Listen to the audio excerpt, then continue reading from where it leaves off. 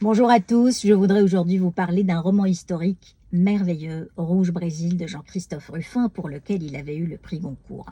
C'est un épisode extraordinaire mais mal connu de la Renaissance, celui de la tentative de colonisation du Brésil par la France, qui appelait à l'époque ce territoire la France antarctique. C'est un roman raconté à travers le regard de deux adolescents embarqués dans une expédition mandaté par le roi français Henri II pour conquérir le Brésil, et le rôle de ces deux adolescents était de servir d'interprète auprès des Indiens. Mais l'arrivée d'une autre expédition calviniste va bouleverser le cours des choses, et ça sera une sorte de répétition générale de la guerre des religions qui va ravager la France 10 ans après.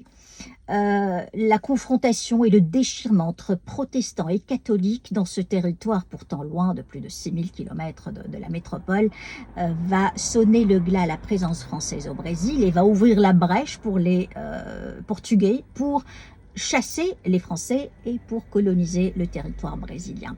Le monde de ces deux adolescents va être bouleversé par la découverte de nouveaux rites, de nouvelles coutumes, d'un autre regard sur la vie d'une façon générale, celui des Indiens.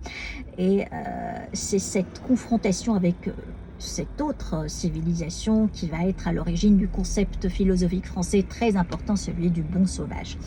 Moi, ce qui m'a beaucoup touchée dans ce livre, c'est surtout la description détaillée et circonstanciée des scènes maritimes qui m'a rappelé le style de Melville et de Jules Verne, et qui m'a surtout donné envie de revenir au Brésil. Je venais de rentrer du Brésil moins d'un an, peut-être 8 mois ou 9 mois, et la description détaillée de la baie de Rio à l'époque des Indiens m'avait donné envie de revenir au Brésil.